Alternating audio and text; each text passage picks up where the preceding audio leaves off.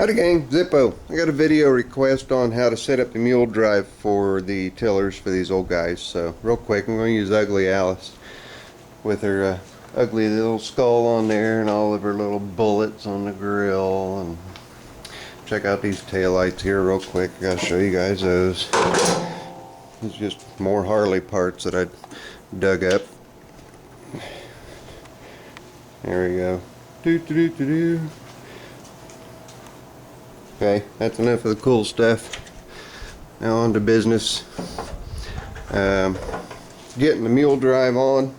I'll show you that in just a second. You need to have this pulley. Along with this pulley will be this bracket. The bracket comes around and it bolts into two existing holes back behind the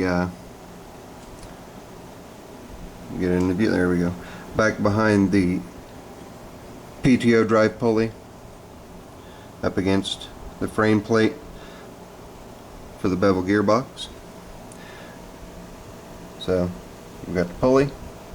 This is a belt guard. You can make the belt guard if you don't have it.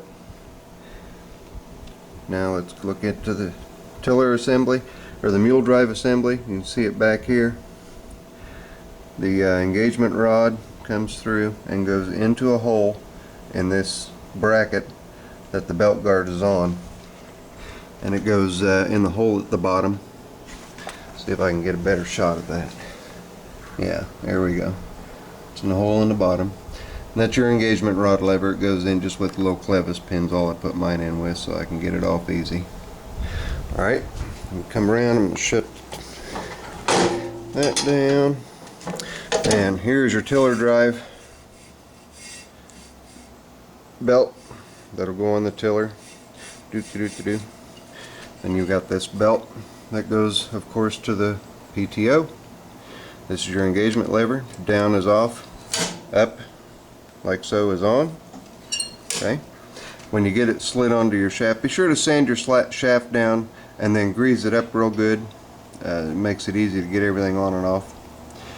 Then we come down here, and this brace right here, which should be on your mule drive, gets one bolt into the uprights for your sleeve hitch right down there. And that pretty much wraps up how you take care of putting that on. Just make sure your pulleys are running free. These two should run in unison, obviously, and they're in bearings. There's bearings in there, and the bearings are replaceable.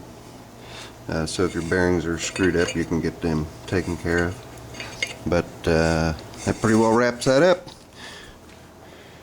And for those of you that watch my videos and follow my videos, I did have a 3416H in here, and my buddy Chris decided he wanted the my 3416H, and we've worked out a trade.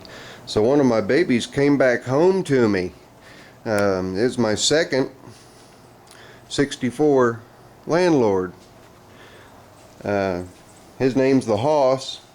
He's got his original 23Ds, never been rebuilt. But this old boy, he's been in the family for quite a while.